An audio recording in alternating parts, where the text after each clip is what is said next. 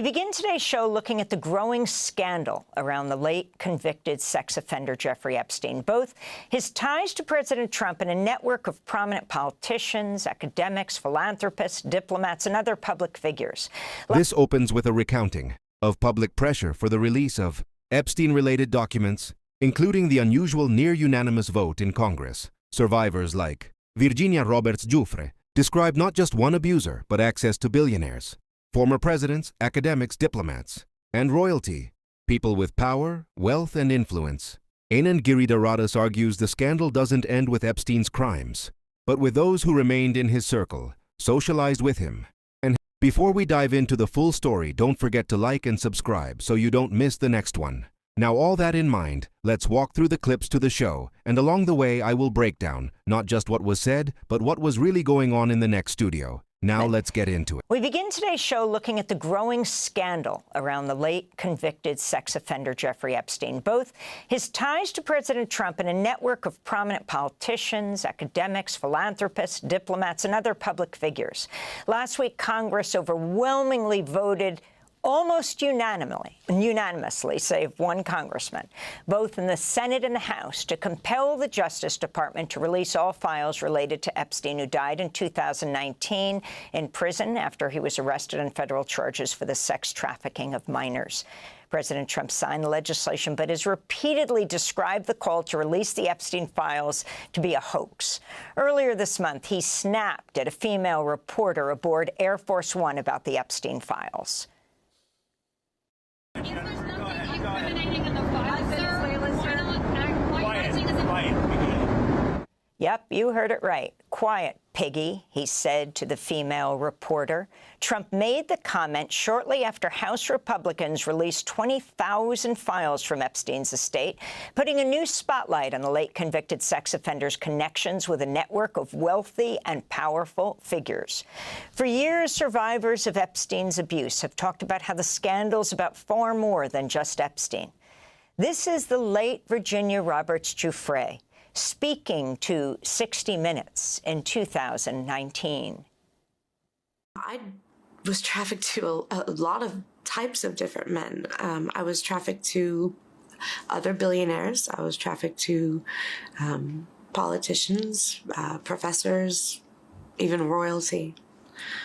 So the circles that Jeffrey Epstein ran in weren't your typical setting of human trafficking, you know, and it was the elite of the world. It was the people who run the world. It was the most powerful people in the world, and those are our leaders. Those are the people that we are supposed to look up to. It's corrupt. It's corrupt to the core. That was Virginia Roberts-Giuffre in 2019. She died earlier this year by suicide in Australia. We're joined now by Anand Giridharadas, author of several books, including Winners Take All, The Elite Charade of Changing the World, also the publisher of the Substack newsletter, The Ink. His recent piece for the New York Times is titled How the Elite Behave When No One is Watching Inside the Epstein Files. Anand writes, quote, when Jeffrey Epstein, a financier turned convicted sex offender, needed friends to rehabilitate him, he knew where to turn. A power elite practiced at disregarding pain.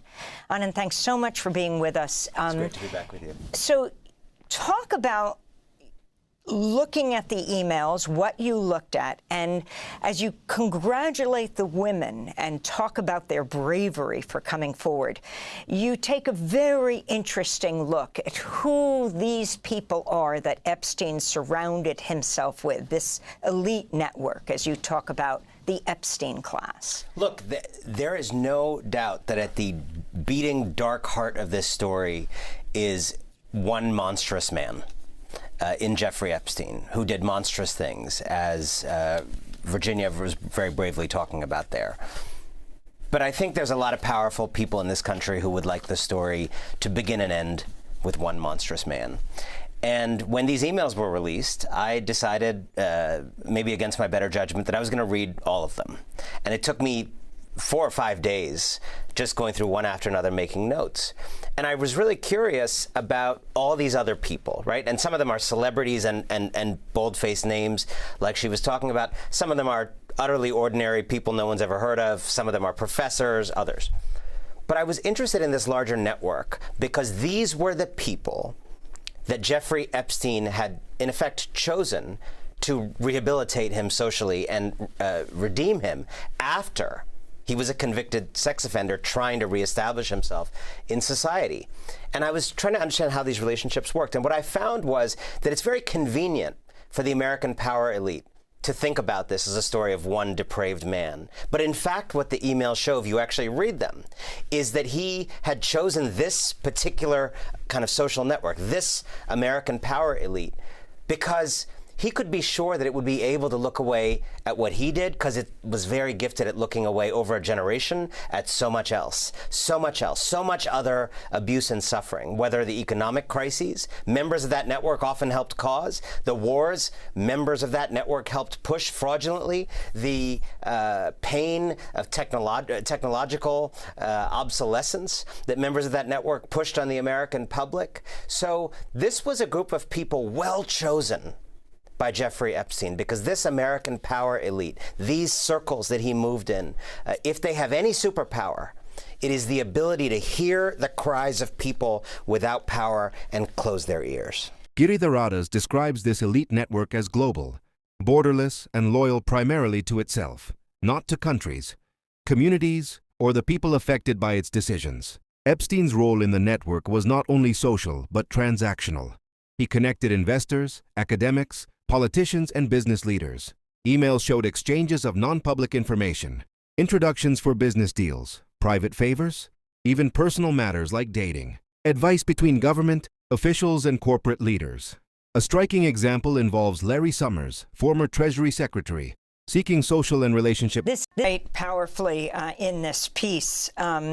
It's a tale of powerful social network in which some, depending on what they knew, were perhaps able to look away because they had learned to look away from so much abuse and suffering. And you often talk about them being on both sides of the political spectrum. You talk, and of course, it's not just American. You're talking about a British prince, though he's been stripped of that title. Andrew, you're talking about the Israeli former prime minister, Ehud Barak, and others. How did he manage to do this? So, you know, a network, as you rightly kind of imply with the question, it needs connectivity. It needs something to hold people together. So that's what I was after as I read the emails. What was holding this together, right? Why would these people be in cahoots with such a depraved person? There's a lot of choices of people out there in the world. Well, as I read the emails, it seemed to me there were a few different things going on. One, this is a group of people who are not really loyal to the communities they come from. Their loyalty is not downward to places and communities and even countries. This is a kind of borderless network of people who are more loyal to each other than to places. And that kind of network actually needs someone who is a connector. So a lot of the emails are, hey, I'm landing in New York. Hey, I'm going to San Francisco. And then an Epstein would say, hey, you should meet this guy in San Francisco. Oh, you need an investor for your startup? Let me connect you with that. It's all about this kind of connectivity. And he was a very good connector. Second, this is a network that thrives on information barter, and specifically non-public information. Again, why would they consort with this guy? Well, this guy ended up being, and not just his own information, he ended up being a kind of convener of these trades of non-public information. Investors want information that'll help them, you know, make trades that other people don't know about. You know, professors want insight about things. People in the business world want tips about things that will be the next big thing. So there was this kind of information network. Larry Summers, the former Treasury Secretary, wanted dating advice. He was a Harvard president, and the dating advice, he wanted extramarital advice on how to get his mentee into bed. Yes, while his wife was emailing with Epstein about how to contact Woody Allen. This is the kind of family. And I just want to say, I think this is really important for folks to understand. Larry Summers, former Treasury Secretary. These sound like fancy titles. Let me break it down for folks. When someone is a Treasury Secretary or someone is an economic advisor, as he was to Barack Obama when he was president, someone like Larry Summers is not simply crunching numbers. someone like that is making decisions about how your family functions. Someone like that in that kind of position of power is making decisions about how your workplace operates. Someone in that kind of position of power is deciding so many things about your life.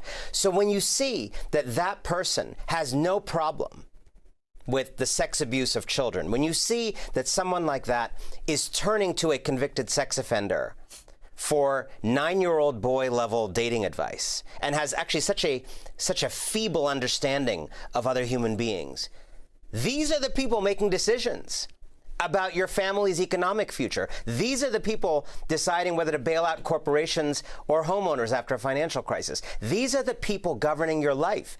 People who maybe have all the credentials, but have so little human judgment. So if you have lived in this economy over the last generation and have felt, who are these people governing me such that I have so much pain, such that all my needs go unmet? Well, it's because it's a bunch of people who wouldn't recognize a human being if it was sitting right across from them. You're right. If you were an alien landing on Earth and the first thing you saw was the Epstein emails, you could gauge status by spelling, grammar, punctuation. Usage is inversely related to power in this network. The earnest scientists and scholars type neatly. The wealthy and powerful reply tersely with misspellings, erratic spacing, stray commas. The status games belie a truth, though. These people are on the same team. Yeah, you know, it's so interesting that there are these little status games and power games, and the truly wealthy and kind of well-connected to this network will dash off these kind of mistake-strewn replies. But yes, the ultimate point is that for all the differences, professors, wealthy people, scientists, you know, cabinet secretaries, for all the different professions in the network, different attitudes, different statuses, they were all on the same team. And it's important to understand that. In one of the emails, Jeffrey Epstein is inviting Steve Bannon, the Trump strategist and whisperer, over for dinner, right? As extreme a figure on the right as you'll find. And he says, who would you like as dinner company? I can invite whoever would you like. Would you like Catherine Rumler, who was Barack Obama's, obviously Democrat White House counsel? Went on to Goldman Sachs. Went on to Goldman Sachs.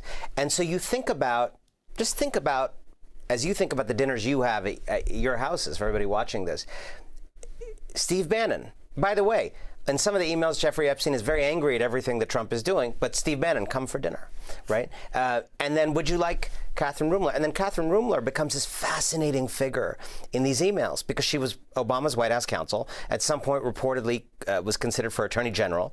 Who does she go to for advice? Should I take this Attorney General job? Jeffrey Epstein, convicted sex offender. That's who she goes to for advice. It's worth getting more friends sometimes. And then she goes on to Goldman Sachs. And again, your viewers this will not surprise them, but this idea that someone who was once the lawyer for the American presidency goes on to be the lawyer for Goldman Sachs, just because it is normal, doesn't mean we shouldn't think it's not strange. It means that people in those government jobs do them kind of gently because they got to keep that door open. And she, at some point, quite famously now, describes in an email to Epstein, she's driving to New York, she's going to go see him, she's going to go have lunch with him or something, and she says, you know, I'm going to stop at a New Jersey rest stop, and I'm going to see all these people who are 100 pounds overweight, and I'm going to freak out, have a panic attack about it, and then I'm never going to eat a bite of food again in the hope that I never become like these people. And that phrase has not left me, Amy, these people. Everybody in that network, well, not everybody, but certainly a lot of people I saw on that network, that is how they viewed you. That is how they viewed the public. These people, these fat people, these dumb people, these people who don't know better, these people who don't know that we're all consorting and in cahoots, these people to whom we feel no loyalty. Of course, Goldman Sachs then declared a few years after she joined that anti-obesity drugs are a $100 billion opportunity. So there's a contempt, a sneering contempt for these people who are not in this powerful Epstein class. But there's always an endless opportunity to make money off of these people. I'm going to end where you end your New York Times piece, with the courage of the Epstein survivors, writing, quote, "The unfathomably brave survivors who've come forward to testify to their abuse have landed the first real punch against Mr. Trump. In their solidarity, their devotion to the truth, and their insistence on a country that listens when people on the wrong end of power cry for help, they shame the great indifference from above. They point us to other ways of relating." So let's turn to Epstein survivor Teresa Helm on Democracy Now! In July. We cannot continue to have these people or systems continue to get away with anything that they can get away with because they're skating through, they're dodging accountability, there's too much money involved. So, people silence through money. We have got to change it's degrading our society to continue to allow these predators and perpetrators to get away with harming so many people. And in your final comment. I would respectfully correct something that Virginia Giuffre said. She said she was trafficked to a bunch of leaders. The beginning, yes. I would say she is a leader who was trafficked to a bunch of cowards. And all these women have proven themselves to be the actual leaders because leaders are brave, they take risks, they do what's right even when it's not convenient. And what has been revealed ultimately by this Epstein story is that we are led by a group of people who do not deserve to be called leaders. And these women point to what leadership looks like. Anand Giridharadas is the author of several books, including Winners Take All, The Elite Charade of Changing the World. He's the publisher of the Inc. newsletter on Substack, and we'll link to his piece in the New York Times, headlined How the Elite Behave When No One's Watching Inside the Epstein Emails. The attention turned toward survivors, their testimony, their persistence, and their role in pushing this story into public light. Giridharadas challenges the narrative that Epstein interacted with leaders, instead calling the survivors the true leaders, and those in power cowards. He emphasizes that progress comes not from elite institutions, but from individuals brave enough to speak, even when silencing forces are strong. Survivor Teresa Helm warns about a culture that allows powerful people to escape accountability, protected by wealth, status, and influence. The conversation closes with the idea that leadership requires empathy, judgment, and responsibility, qualities missing in many who shaped policy and economics for years. The Epstein emails are not only history, they are a mirror. They prompt society to ask who holds power, how they use it, and why ordinary voices often go unheard until someone refuses to remain silent.